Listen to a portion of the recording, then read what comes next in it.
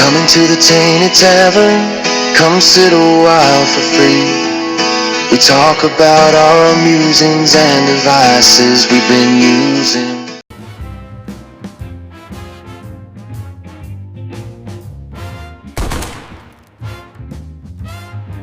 Why Roger Moore Remains the Screen's Best James Bond. Video essay by Gary Dobbs. It is Sean Connery who usually tops polls to name the best James Bond, but it should be remembered that Connery was the first big screen Bond, and he was making his films during the initial burst of Bond mania. The books had been red hot since President Kennedy had named From Russia With Love as one of his favourite thrillers, and when Connery's movies were being shown in the cinema, the UK was enjoying its status as the pop cultural capital of the world.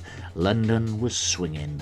The Beatles were soundtracking the times, and it also helped that there was little else being made that could compare with the glamour of the Bond movies.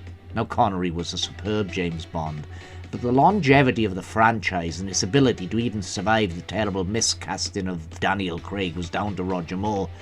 And Daniel Craig was indeed miscast.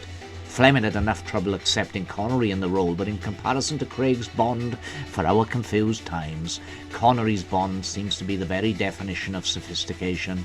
What Fleming would make of Daniel Craig one can only guess, but it is a safe bet that his judgment would be expletive-ridden. At the time of Connery's Bond movies, they were truly groundbreaking. And whilst no one could say that he wasn't excellent in the role, he didn't have the arduous task Moore had when stepping into the 007 shoes. When Connery first appeared as James Bond, few people, except for voracious readers, had even heard of James Bond. That wasn't so with Roger Moore. Now, before Moore, there had already been one other actor who had tried to take over from Connery in the shape of George Lazenby, and whilst these days his one stab at the role is fondly remembered, even considered a classic of the series, it was a flop at the time. Fans didn't by and large like him in the role. Maybe he would have improved and gone on to become one of the best Bonds. Who knows? It's an interesting thought, but it was not to be, and Connery was brought back for Diamonds Are Forever. Now, Diamonds Are Forever is an interesting film. I think of this as the first Roger Moore Bond film, even if it was Connery in the role. And there's some sense in that statement, because the style of the film was far more comedic than previously, even more larger than life. So when people say that Moore brought too much comedy to the franchise, they are clearly forgetting Connery's Diamonds Are Forever, which actually ushered in this style of Bond movie. When Moore stepped into the role, the franchise had lost much of its original sheen, and many people considered the series to be over.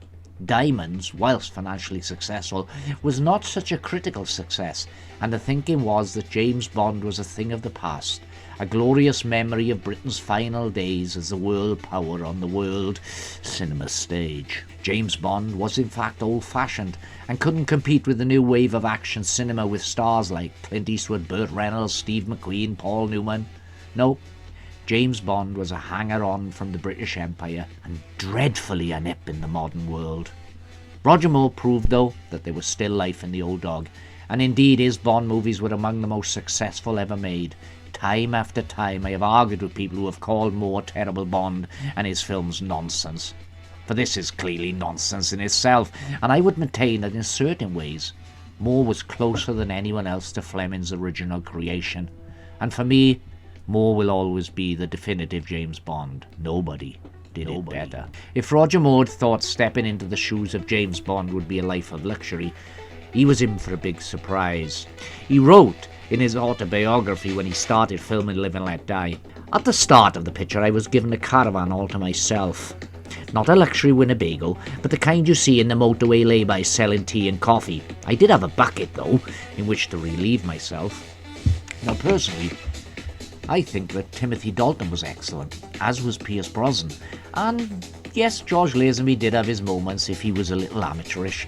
Daniel Craig, I think, is a great and very talented actor, and I love many of his movies, but I just don't think he's right for James Bond. And I feel like his Bond films, possible exception of Skyfall, are lacking the essential ingredients that make Bond stand out for all the other action movies out there. Craig's Bond films may as well be Die Hard 9 or Lethal Weapon 12. And it would be interesting to find out how many of the people who think Craig's Bond is the Bond of the books have actually read Fleming's original novels. Not many, I think.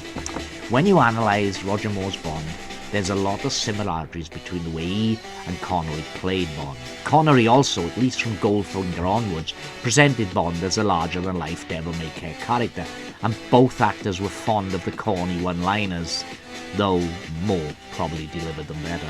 Of course, Moore's tenure as Bond happened to coincide with a period when the comedy was becoming more important to the series, and it also helped that Moore was superb, far better at Connery than playing it for laughs. If Moore's Bond had failed, then we would never have had Dalton, Brosnan or Craig, and Connery wouldn't have returned for Never Say Never Again. Some may wish he never did.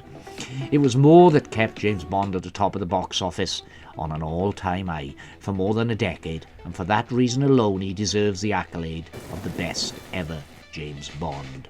Yes, it's trendy to dismiss Roger Moore's Bond and claim that Daniel Craig is the closest to Fleming's vision, but that's just, to use a British phrase, bollocks. Fleming's Bond was a professional killer, but he didn't kill out of choice. It was his profession, and he was never the cold-blooded thug, which is the way that the Craig's films have seen fit to present him. Bond was a snob, a misogynist, and Moore brought out all of these characteristics with a minimum of effort and a great deal of charm. Just keeping the British end up, sir. It is my contention, Moore said in an interview, that playing Bond light is the way to go. It's all a big joke. How can he be a secret agent, walk into any bar in the world and be recognised and served his favourite tipple? It's pure fantasy. Roger Moore may have made the Bond movie that is often called the worst of the series, and that is Moonraker. But at least the film is good-natured and fun, and I would rate it far higher than Quantum of Solace, which is a steaming pile of turd. Personally, I've got a soft spot for Moonraker. It was the first Bond film I saw on the big screen. This was during 1979 and a family holiday at the Butlins holiday camp. It was shown at the camp cinema, and as entry was free if you were booked into the camp, I went and saw it every day of that holiday, twice some days. I was 14 years old, and that overdose of Moonraker forever changed me. As bad as it may be, or as arguably bad as it may be, I still love that movie. Moore may have gone on too long in the role, being far too old during A View to a Kill, but that doesn't change the fact that he starred in so many high points of the series. The Spy Who Loved Me, Live and Let Die, and For Your Eyes Only can stand head and shoulder with the best the series has to offer, and no one, not even Connery, could deliver a quip with the style of Roger Moore. Let us not forget that not all of Connery's Bonds are excellent, and Thunderball was plodding and overlong, Diamonds Are Forever is uninvolving, and You Only Live Twice, whilst having its moments, suffers terribly from a boring middle section. Connery, though, did at least make 3 classic Bond movies, 3 classic flawless Bond movies, but then, so did Roger Moore. Roger Moore was an excellent James Bond, and best not forget it. Just keeping the British end up, sir. Coming to the Tainted Tavern, come sit a while for free. We talk about our musings and devices we've been using.